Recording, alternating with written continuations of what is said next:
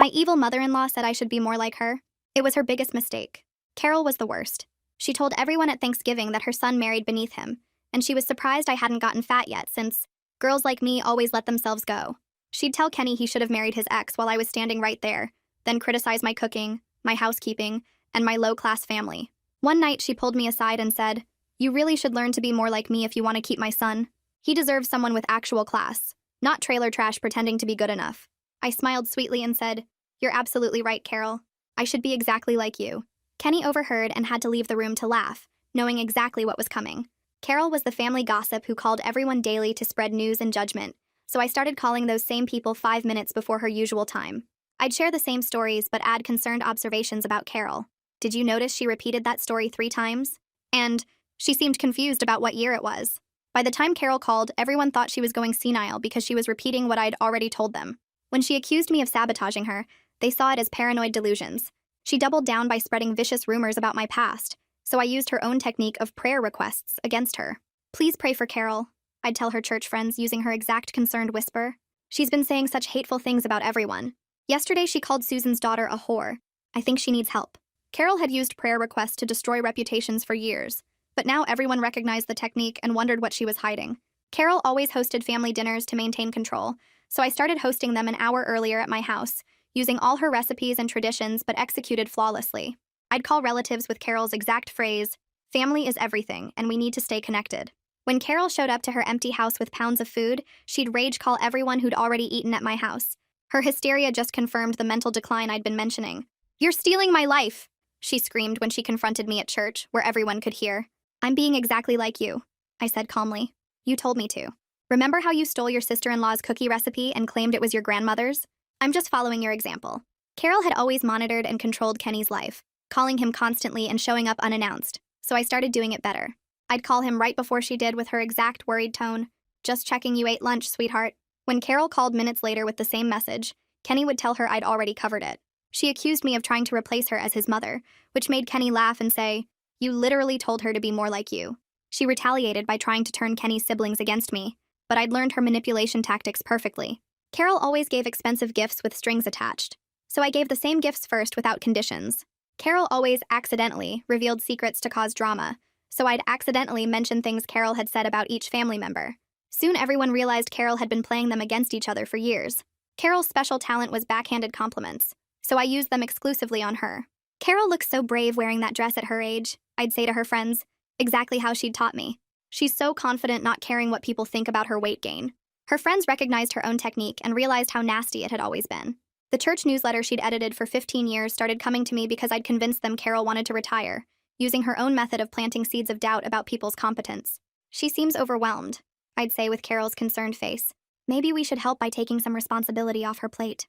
Soon Carol had no responsibilities left.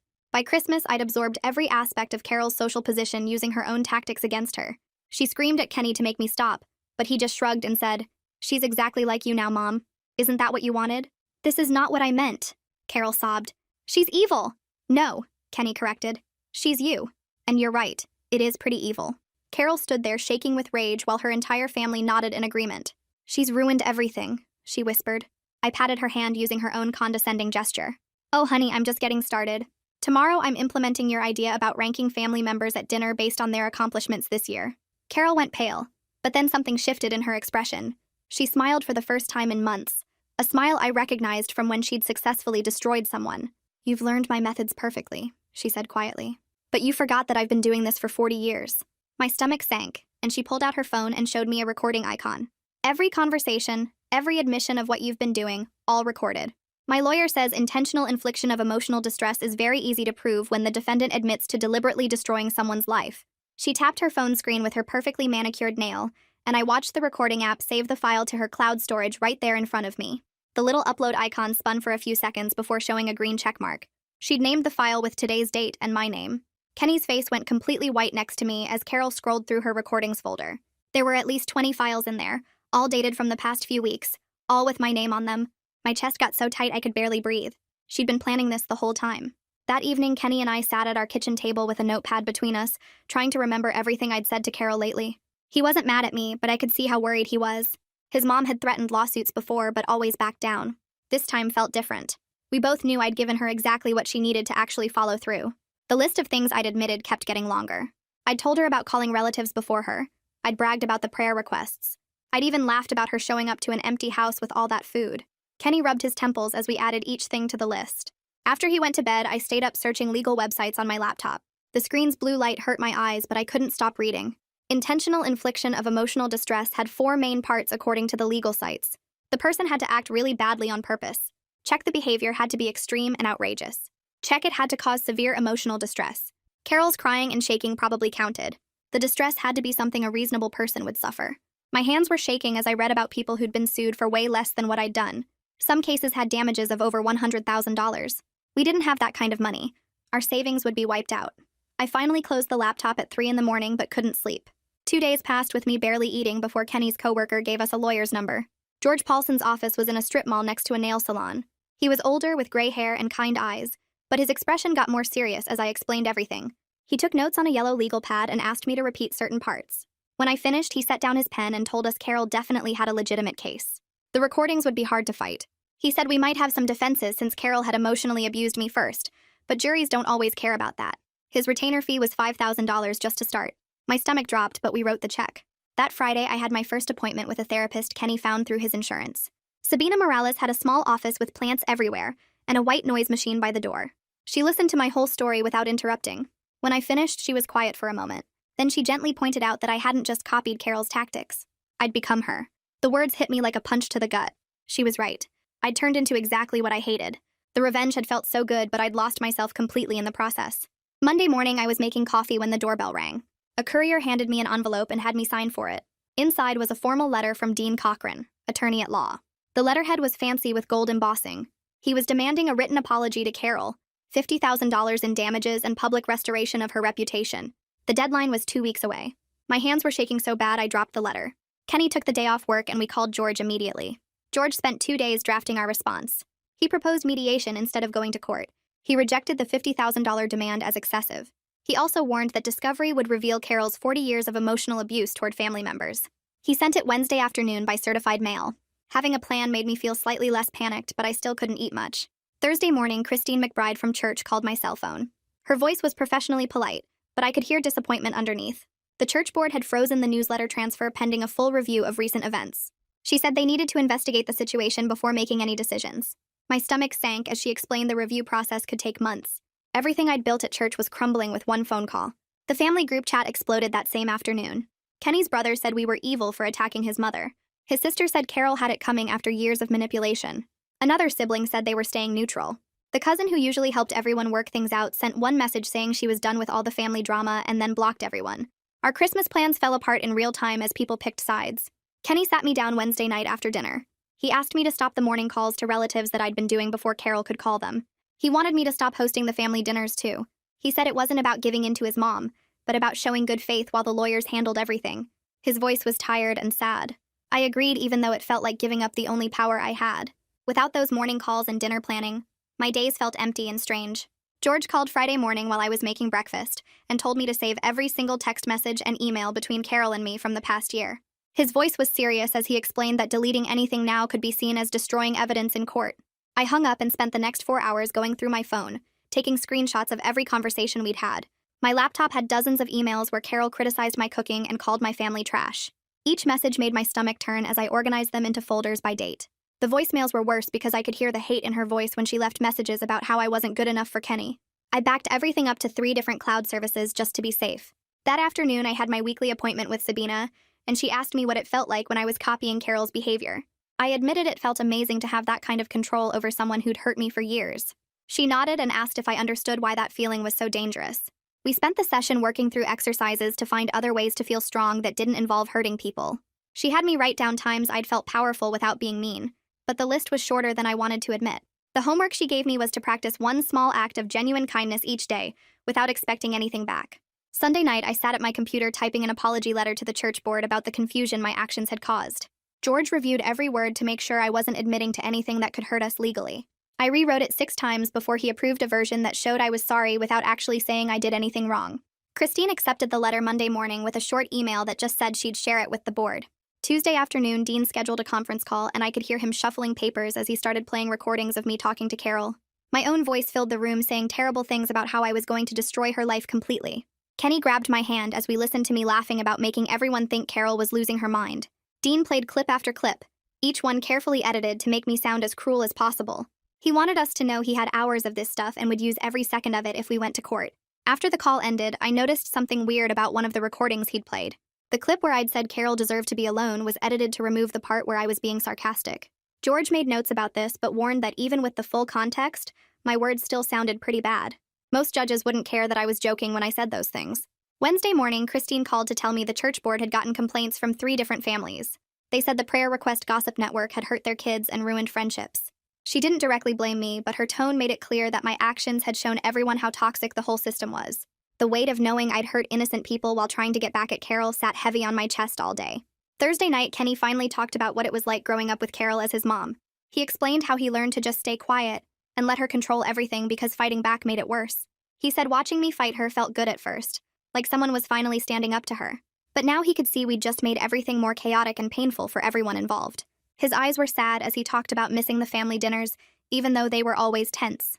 Friday morning, I decided to stop all the copying behavior completely and immediately.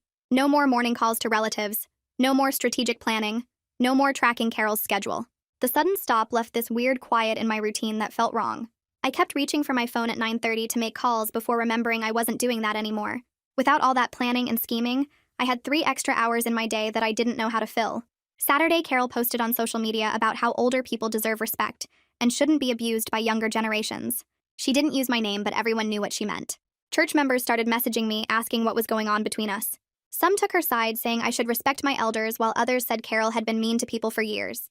The whole community was picking sides, and the tension made me skip church completely on Sunday. Monday, George filed paperwork for a no-contact order that said all communication had to go through lawyers. Carol tested it right away by sending her neighbor over with a casserole dish and a message about needing it back. George called Dean immediately and shut that down, explaining that any contact through third parties violated the order. The rules helped create boundaries, but everyone was frustrated by having to go through lawyers for everything. Tuesday afternoon, Sabina had me sit across from her in her small office while we practiced saying no to different requests. She'd pretend to be Carol asking me to host dinner, and I'd practice keeping my voice calm while refusing. We did this over and over until my hands stopped shaking when I said the words. She explained that walking away from a fight wasn't giving up. It was picking my health over winning arguments. We spent 2 hours going through every possible thing Carol might try to, how I could respond without getting pulled back into the mess. By the end, my responses felt more natural, and I could say them without my voice cracking. 3 days later, I was picking out tomatoes at the grocery store when Carol's hairdresser appeared next to me, talking about how sad Carol was about the family situation. I grabbed my cart and walked to the next aisle without responding. The hairdresser followed me to the bread section, still talking about how Carol just wanted peace. I left my half-full cart and walked straight out to my car. George sent another warning letter to Carol's lawyer that afternoon about the indirect contact. The hairdresser tried twice more that week at the pharmacy and the gas station. Each time I just left without engaging. Christine called Monday morning saying the church board wanted to hold a listening session about all the tension in the congregation. They wanted both Carol and me there to share our sides of what happened. My chest got tight just thinking about standing in front of everyone while Carol played victim. Christine said it would help clear the air, but I knew Carol would use it as a stage for her performance. The board scheduled it for 2 weeks out whether I agreed or not. I spent every evening that week with Sabina working on a statement that told my side without attacking Carol directly. We went through draft after draft, taking out anything that sounded mean or defensive.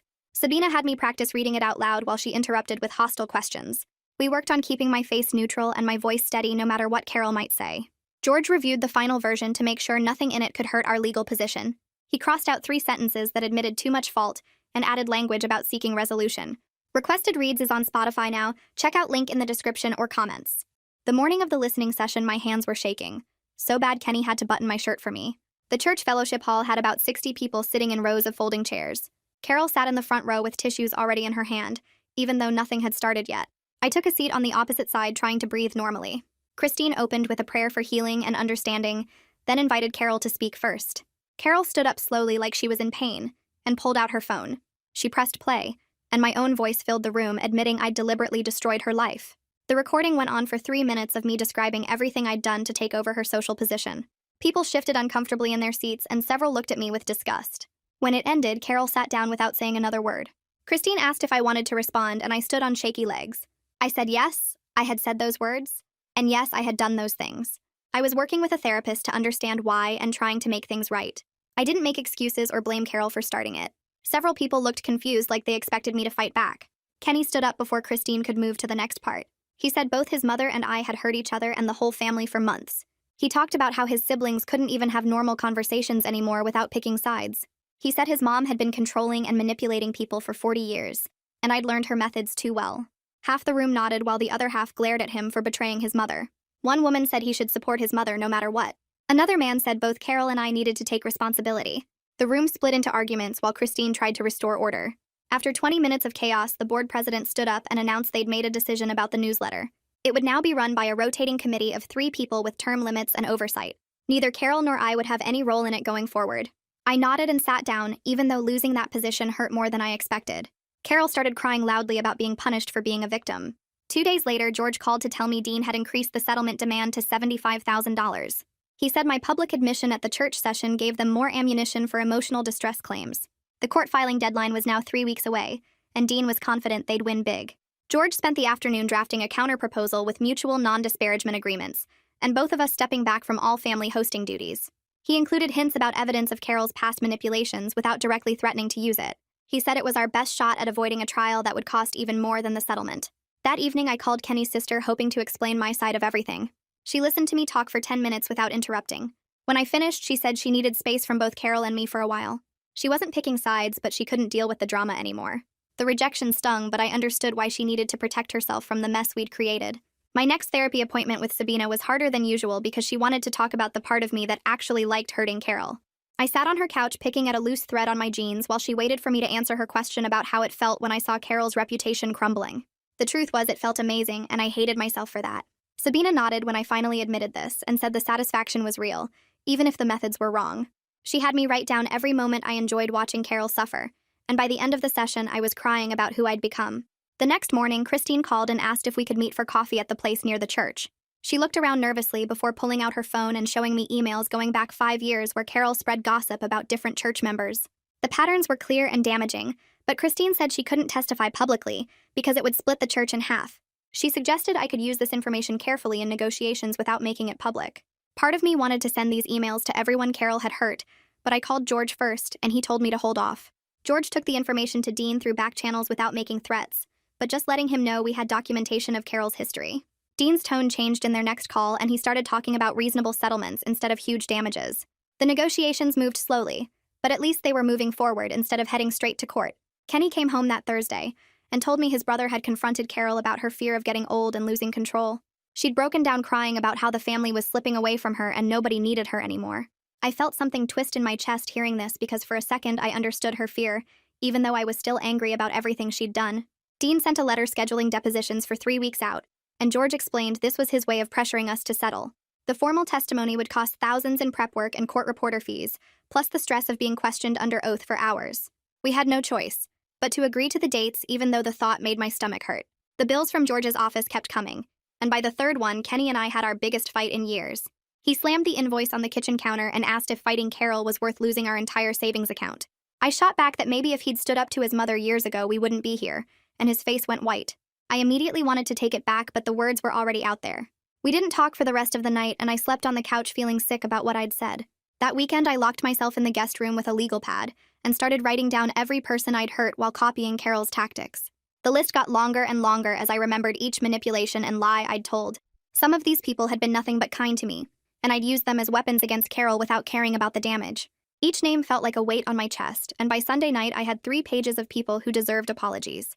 Kenny finally broke the silence between us by sitting down and writing a boundary letter to Carol with specific rules about when she could call and how much notice she needed before visiting. He sent it certified mail Monday morning, and she called crying within an hour of getting it. Kenny held firm even when she sobbed about being shut out of his life, and I watched him struggle but not give in. The Christmas party invitations went out 2 weeks before the holiday, and mine never came. Carol sent them to every single family member, including Kenny, but left me off the list completely. Kenny called to decline his invitation immediately, but it still hurt seeing the deliberate exclusion and having everyone know about it.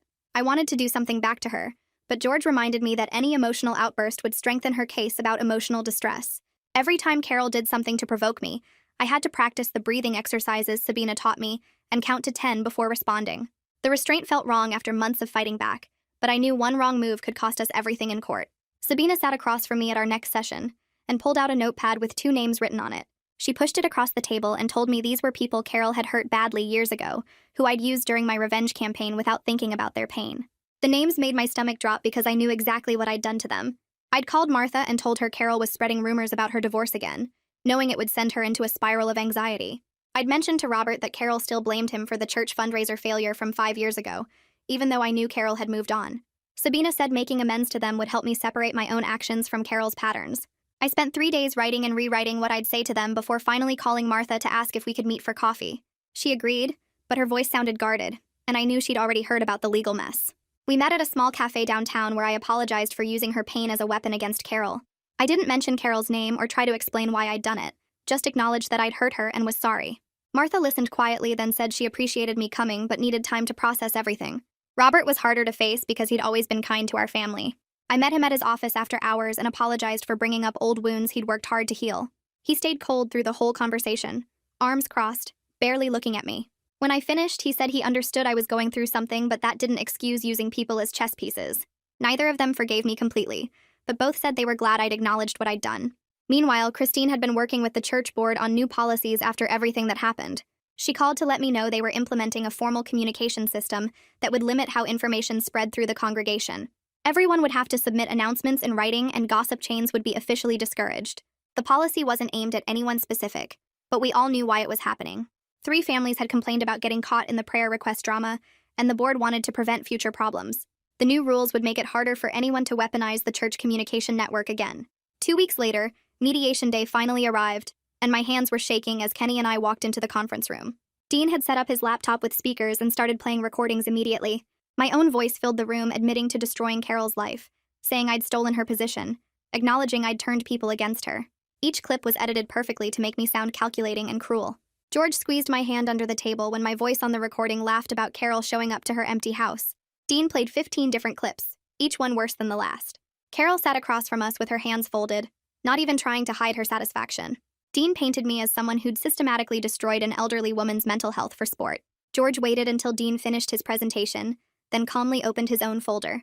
He showed emails Carol had sent over 40 years, each one destroying someone's reputation with carefully placed rumors. He had screenshots of social media posts where Carol had publicly humiliated family members. He showed Christmas cards where Carol had ranked family members by their accomplishments, exactly like I'd threatened to do. George didn't excuse my actions but showed how they were responses to decades of emotional abuse.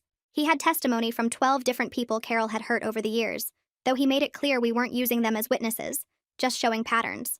The mediator took notes through both presentations, occasionally asking for clarification. During a break, the mediator asked to speak with each side privately. In our session, she revealed something that changed everything. Carol wasn't really after money, even though Dean was pushing for damages. What Carol really wanted was her social position back and reassurance that her family wouldn't forget about her as she got older. The mediator said Carol had broken down crying in their session, terrified of being replaced and left alone. This shifted how George approached the rest of the mediation. Instead of fighting about money, he proposed a different solution. Both Carol and I would sign non-disparagement agreements preventing us from talking negatively about each other. I would step back from all family hosting duties for 1 full year, giving Carol that space back. Instead of paying damages to Carol, we'd make a joint donation to the church building fund in both our names. Nobody would admit fault, but everyone would accept responsibility for their part in the conflict. The negotiation went back and forth for hours, with Dean pushing for more restrictions and George protecting my basic rights. Finally, around dinner time, we reached an agreement that everyone could live with. Part of the settlement required me to write formal apology letters to 5 specific people the mediation identified as most affected by our conflict. George helped me craft each one, making sure I acknowledged harm without admitting legal liability that could open me up to more lawsuits. Each letter took hours to write because every word mattered legally. I had to be genuinely sorry while also protecting myself from future legal action. Sending them felt like releasing poison from my body, even though the carefully worded language didn't fully capture my actual regret. The next Sunday, the church announced their new volunteer system with rotating positions and term limits. Neither Carol nor I would have permanent roles anymore, which felt fair even though it stung to lose something I'd worked for. The announcement was careful not to mention our situation, but everyone understood why the changes were happening. Kenny surprised me that evening by showing me a shared Google Calendar he'd created for all family events. He'd already sent it to his siblings with specific time slots for when Carol and I could each host or attend gatherings. Thanksgiving was coming up in 2 weeks, and he'd given that to Carol completely. I wouldn't attend at all this year, which hurt, but felt like the right choice to let things cool down. His siblings had already agreed to the calendar system, and even Carol had accepted it according to the email chain Kenny showed me. The structure would prevent future conflicts about who hosted what and when. It was mechanical and cold compared to how families usually worked, but after everything that happened, we needed those rigid boundaries. George filed all the settlement paperwork with the court that week, officially closing the legal matter. The financial hit from his fees hurt our savings, but not as badly as a full trial would have. More importantly, the constant anxiety about potential lawsuits finally ended. I could sleep without worrying about process servers showing up at our door. Carol and I still had to exist in the same community and family, but now we had legal structures preventing us from destroying each other further. The shared calendar, the non-disparagement agreements, and the church policies created a framework for coexistence, even if we'd never have a real relationship. 5 months passed, and Kenny's sister still wouldn't return my calls while his brother stopped inviting us to anything. The cousins who used to text me daily just disappeared from my life completely. I'd see them at the grocery store and they'd turn their cart around to avoid me. Kenny tried talking to them, but they said they needed space from all the drama we'd created. The family group chat went silent except for basic logistics about who was picking up grandma for appointments. I started seeing the real damage we'd done when Kenny's nephew posted graduation photos with everyone except us. The book club I joined met every Tuesday at the library and had nothing to do with church or family. We read mystery novels and talked about plot twists instead of real-life drama. Nobody there knew about Carol or what I'd done. Sabina kept pushing me during therapy to understand why I needed people to see me as powerful. We spent sessions digging into my childhood and how I'd always felt invisible until I started fighting Carol. The progress felt slow, and sometimes I'd leave her office more confused than when I arrived. Kenny's nephew graduated from high school that June, and we almost didn't go. Carol sat 3 rows ahead of us wearing a bright red dress that screamed for attention. When we walked past her row to find our seats, she looked at my simple sundress and said loud enough for everyone to hear that some people just didn't know how to dress for important occasions. Kenny stood up immediately and told her we'd leave if she said one more word. The whole section went quiet watching us. Carol's mouth opened then closed and she turned back around. We stayed, but the air felt thick the entire ceremony. Nobody sat near us, and I spent 2 hours staring at the back of Carol's head. George called the next week saying the final settlement papers were ready to file. The legal bills had eaten through most of our savings, but at least the nightmare would officially end. He filed everything with the court on a Thursday morning while I sat in my car outside his office crying from relief. The judge signed off within 3 days, and just like that, the legal threats were over. Carol and I had to meet at a coffee shop the following week with George and Dean present as witnesses. We both had scripts George had written that acknowledged harm without admitting fault. Carol read hers first in a flat voice, saying she regretted any misunderstandings that caused distress. I read mine next, saying I apologized for any actions that created family tension. Neither of us looked at each other. The whole thing took 12 minutes and felt like reading a grocery list. We signed papers confirming we'd completed the required exchange and walked out separate doors. Sabina helped me understand during our next session why controlling Carol had felt so good. I'd grown up with parents who never listened to me and a sister who got all the attention. Having power over someone who'd hurt me felt like finally being seen. She had me write out rules for myself about gossip and manipulation. No spreading stories about anyone. No using prayer requests as weapons. No scheduling events to exclude people. The list grew to 2 pages, and I kept it in my purse as a reminder. 7 months after everything started, I ran into Margaret from church at the farmer's market. She actually smiled when she saw me instead of looking away. We talked for 5 minutes about tomatoes, and she mentioned the new church newsletter looked nice. It wasn't much, but it was the first normal conversation I'd had with anyone from church in months. Other people still kept their distance, but a few started nodding when they saw me instead of completely ignoring me. Life felt different without the morning phone calls and planning sessions. I didn't wake up thinking about what Carol was doing or how to stay one step ahead. Kenny and I ate dinner together without discussing family drama. We watched movies on Friday nights instead of strategizing about the next family event. The house felt peaceful in a way it hadn't in over a year. Carol and I ended up at the same church potluck 2 weeks later and managed to stay on opposite sides of the room. She brought her potato salad and I brought cookies, and we didn't speak or make eye contact. Kenny's siblings noticed and seemed relieved we could exist in the same space without fighting. His sister even said hi to me for the first time in months. The shared calendar Kenny created actually worked better than anyone expected. Carol got Thanksgiving and I got Christmas Eve. She hosted Mother's Day and I did Father's Day. Everyone knew what to expect and stopped worrying about surprise conflicts. Kenny's brother started bringing his kids to some of our events again. They still watched us carefully, but at least they showed up.